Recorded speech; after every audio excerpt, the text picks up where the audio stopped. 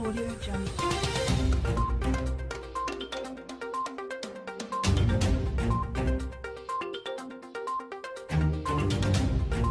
Audio Jungle. Ayush विभाग आपका राजस्थान सरकार के अंतर्गत, इसमें कोविड-19 के अंतर्गत क्या आपकी कार्य योजना चल रही है सर? कि अभी तो इस वक्त तो सेकेंड जो वेव थी वो डाउन साल पे आ चुकी है और तीसरी के हम प्रिपरेशन के लिए कि भाई वो नहीं आए उसके रोकथाम के लिए हम आयुष में आयुर्वेद यूनानी होम्योपैथ हम इंडिविजुअली आयुर्वेद बेस्ड है। मैं आयुर्वेद के लिए आपसे ज़्यादा इस बारे में विचार विमर्श करना चाहूँगा कि सेकेंड वेव में जो आया था उसको काफ़ी जो सिटी जयपुर के अंदर स्पेशल तौर पे इम्पैक्ट ज़्यादा आ रहा था, तो गवर्नमेंट ने अपने बीरीबाग के अंदर कोविड सेंटर फॉर्म किया। उसमें स्पेशल मुझे नोडल प्रभारी बनाया गया था गवर्नमेंट की तरफ से। तो आयुर्वेद की एक्टिविटी था हमारे को वहाँ पे क्वास भी था जो एंटीऑक्सीडेंट का काम करी थी। आयुष 64 जो आयुष मंत्रालय भारत सरकार की तरफ से भी एक ऑथेंटिक मेडिसिन के रूप में हम लोगों ने इंट्रोड्यूस किया था और उसको लोगों को तक पहुंचाया था। और एक योगा के माध्यम से तीसरी हमारी जो उसमें थीम थी वो योगा बेस्ड थी। तो क्योंकि ये कंटेनमेंट जोन का मामला था वहाँ पे ज़्यादा, तो हमने इसको वर्चुअल तौर पे योगा, मेरी प्राकृतिक योगा बापू केंद्र है वहाँ पे हमने डायरेक्ट लाइव टेलीकास्ट करके उन लोगों को दिया। मैंने टीम गठित की तो सुबह शाम हमने क्वास वितरण किया। मैं आपको इस मामले में थोड़ा सा एक सूचना देना चाहता हूँ कि सघन जो अभियान सूचना केंद्र चला वो 12/7/21 तक की रिपोर्ट के लिए मैं आपको कंफर्मेशन बताना चाहता हूँ कि 17/5/21 से 12/7/21 तक आज दिनांक तक आज 13 है, कल 12 का जो मैं मेरे पास आंकड़े हैं। परिवार से हमने संपर्क किया, मेरे बीजोन वालों ने 36,346 परिवारों से। एक मैंने यहाँ पे एक चीज और की थी कि मेरे हर एक एमओ जो चिकित्सा अधिकारी हैं वो उन्होंने ग्राम स्तर के अंदर है ना कोरोना रोकथाम समूह एक योजना बनाई थी, एक समूह बनाया था। उसके तहत उन्होंने गांव के सरपंच साहब को, जनप्रतिनिधियों को, प्रतिष्ठित नागरिकों को, प्रबुद्ध जनों को, शिक्षित लोगों को और जो भी लेमेन जो डाउन टू अर्थ जो लोग हैं उन लोगों तक कांटेक्ट रहे और उनको प्रतिदिन इसके लिए मोटिवेशन देते कि अपन क्या सावधानी रखनी, क्या आहार से, क्या दिनचर्या, क्या ऋतुचर्या और इसमें बचने के लिए क्या क्या आप लोग करना है, तो बहुत पब्लिसिटी तो पर डे का उन्होंने दिया। उसके आंकड़े में आपको मेरी इस तरह से बताना चाहता हूँ कि परिवार के संपर्क किया 36,346 और व्यक्तियों से संपर्क किया वो हमारे हुए 1,48,926 और आईएलएस लक्षण जो सर्दी जुकाम जैसे होते हैं ना इनको अपन उन लोगों में क्या 18,181 और व्यक्ति और औषध स्वास्थ्य वितरण का दिया जो 1,25,472 कल टिल डेट तक 17/5 से लेकर के मैं सूचना आपको अवेलेबल कर रहा हूँ 12/7 तक 21 तक। फिर आयुष 64 कैप्सूल की मैंने अभी आपसे बताया कि हमारे आयुष मंत्रालय भारत सरकार की तरफ से इस चीज को कोरोना रोकथाम के लिए, कोरोना के प्रिवेंशन के लिए, कोरोना के उपचार के लिए इसको हमने यूज किया। तो हमारा इसका ये वितरण रहा 24,923। स्वास्थ्य वितरण रहा 79,000 यानी 79,204 लोगों को हमने स्वास्थ्य वितरण किया। अन्य औषध वितरण किया वो हमने 59,708। ये इस ड्यूरेशन की बता पूरा फुल वो नहीं बता ये आपको। और कोरोना जांच हेतु हमने जो रेफर किया अभी कल की वो सिचुएशन इन बिटवीन क्या 159 लोगों। अच्छा है ना। अब हम क्या करते हैं दैनिक क्वास कार्ड वितरण का ये होगा क्वास वितरण से जैसे पर डे काम करते हैं। जैसे कल की मैं डेट को आपको बताना चाहता हूँ कि 12 को हमने क्या किया। 12 तारीख को हमने क्वास वितरण की लाभान्वित संख्या मेरे भी जोन में रहा 727 है ना। रोग प्रतिरोधक औषधि से लाभान्वित काल, ज्वर, प्रतिशा, पीड़ित जो भी लोग थे उन लोगों के उपचारों की संख्या रही 760 और निरुद्ध आवास किए गए यानी क्वारंटाइन कह दो या जिनको भाई आप ज्यादा इसको डिस्टेंसिंग रखें जो भी अपनी कोरोना के मास्क करें तो इन सब चीजों के लिए निरुद्ध आवासन का मतलब है कि उनको बाहर घूमने फिरने से रिस्ट्रिक्ट किया। वो और क्वास वितरण किया, ये अभी हमारा कल का 0 जी कल का ऐसा कोई हमारी कोशिश नहीं है। कुल संख्या हमारी रही 1486 और कोरोना रोकथाम समूह से हमने कल के तारीख में लाभान्वित किया 139 लोग। जी ये हमारा स्टेटस था। क्वास वितरण की जो मैंने अभी पहले आपसे बताई, हमारा 18/4 से कंटिन्यू चल रहा है। उसमें 12/7/21 तक हमने जो क्वास वितरण से लाभान्वित किया वो 2,15,855 मेरे फील्ड से। वो तो मैंने पहले बताया था यहाँ का स्टेटस जिला सेंटर से, और ये स्टेटस से मेरा लाभान्वितों की संख्या जो मेरी है 18 अप्रैल से लेके 12/7 जी इसमें 2,15,855। रोग प्रतिरोधक औषधि लाभान्वित काजगर प्रतिशत वो 1,44,814। जी सर जी ठीक है सर। जी सर। और जो निरुद्धावास जैसे कल का 0 मैंने बताया ना, तो अब तक हम लोगों ने जितने को लाभान्वित किया हुआ 2,523। अच्छा। कुल संख्या हमारी की 3,66,104। ये हमारा स्टेटस कल तक का टिल डेट का रहा।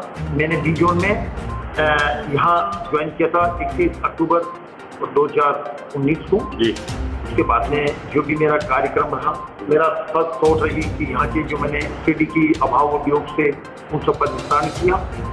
रूटीन में प्रतिदिन क्योंकि कार्यालय है जिसमें लगभग 500 के करीब कार्मिक मेरे अंडर में कार्यरत हैं, जी तो प्रतिदिन उसको अभाव उपयोग नहीं करते, कार्य तो आते ही रहते हैं। आज ये मेरा काम ये पेंडिंग की आ गई, कल ये आज नल का बिल जमा हो गया कि तो कल डेफिनेट है वो पेंडेंसी में आएगा। लेकिन आज के तारीख में डॉक्टर सुशील दत्त जी, आप ये बताइए जी सर कि संभावित तीसरी लहर के मद्देनजर जी सर, जो आयुष मंत्री हैं आपके रघु शर्मा जी जी हैं, सर जी सर, तो उनके क्या दिशा निर्देश हैं आप डिप्टी डायरेक्टर साहब को कि आगे के लिए क्या आप लोगों को इसमें पहल करनी है? मैं इसके लिए आपसे कहना चाहूँगा कि विभागीय स्तर से मेरे सेक्रेटरी महोदय ने, मंत्री महोदय जी ने, है ना, डीएस साहब ने, हमारे डायरेक्टर मैम ने, सबने हमारे को, असिस्टेंट निदेशक महोदय ने, सबने हमारे को इंस्ट्रक्शन दे रखे हैं और कि इसके लिए अपने को आयुर्वेद वालों को बढ़ चढ़ करके आगे इसके लिए, जो क्योंकि पहले तो पता नहीं था कोरोना के बारे में, अब जब पता चल चुका है कि तीसरी लहर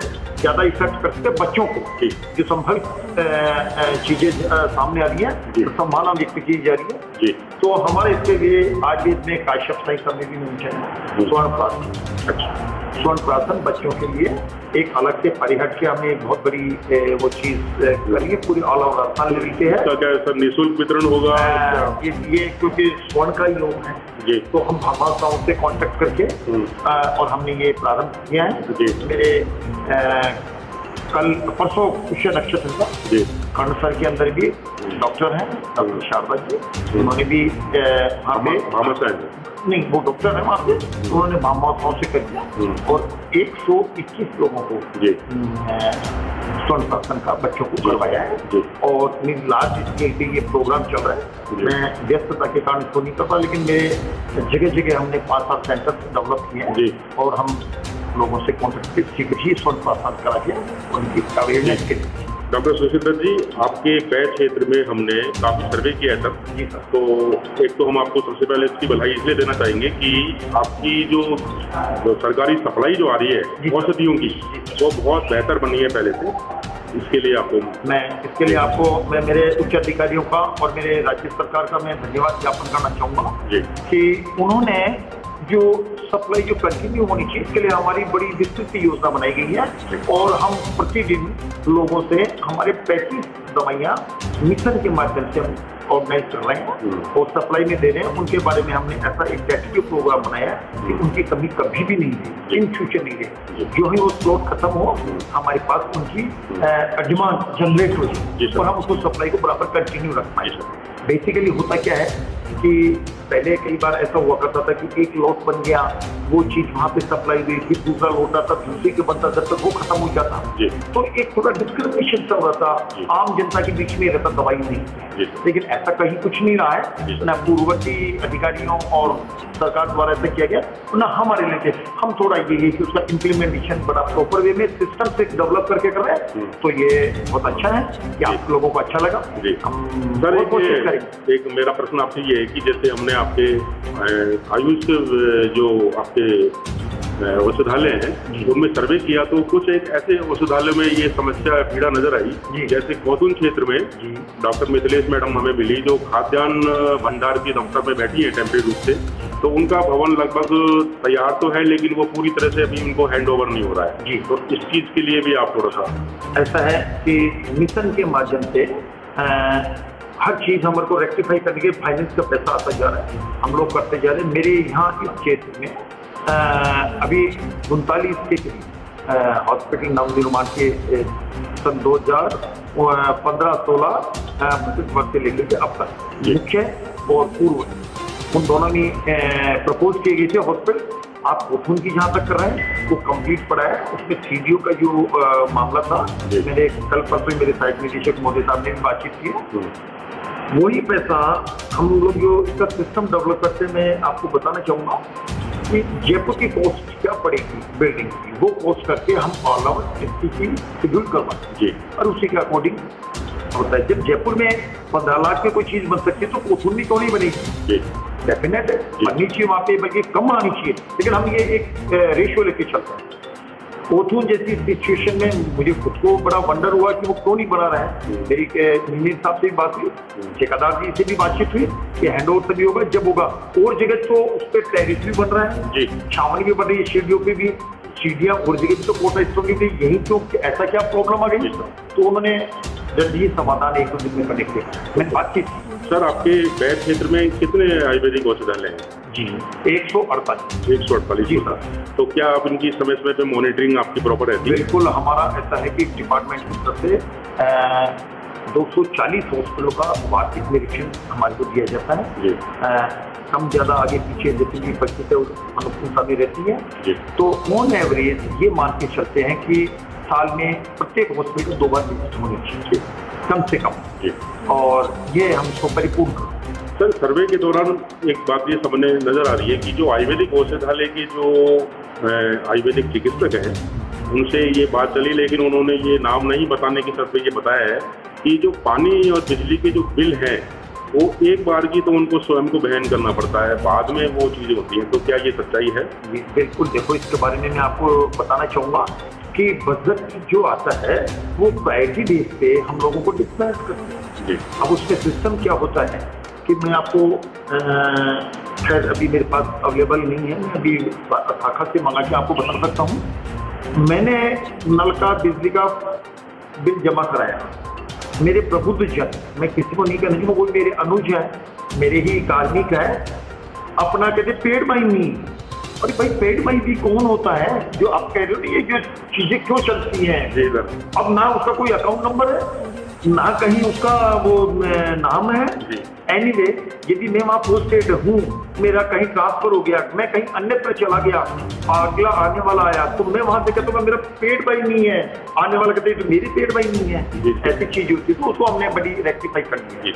और अभी जो मेरे बजट आया था 1 लाख का, आज की तारीख तक मैं आपको ये माध्यम से बताना चाहूंगा कि मैंने उसको पूरी बुक कर लिया है और डिमांड जनरेट कर दी है। अलॉटमेंट होता है डायरेक्ट, तो आप जानते हो फाइनेंस का तो गवर्नमेंट का, हमारे डिप्टी कार्यालय इस तरह का नहीं है। हमारा काम है डिस्पर्स करना, हमारा काम है उनको पुनर्भुगतान करना, ये हमारा काम है। तो ये तो एक मैं हम्बली मेरे उन भाइयों से भी कहना चाहूंगा आपके माध्यम से कि ये कोई एक अभाव अभियोग नहीं है, ये इश्यू नहीं है, ये अपनी सुविधाएं हैं, तो इनको अपन क्यों नहीं जनरेट करना चाहिए? अपन एक दूसरे के सहयोगी बने, बजाय किसी को एक चीज करने के लिए आरोपित करने के बजाय सहयोगी बने। मैं उसके लिए बहुत धन्यवाद आपका डिप्टी डायरेक्टर साहब, बहुत बहुत धन्यवाद।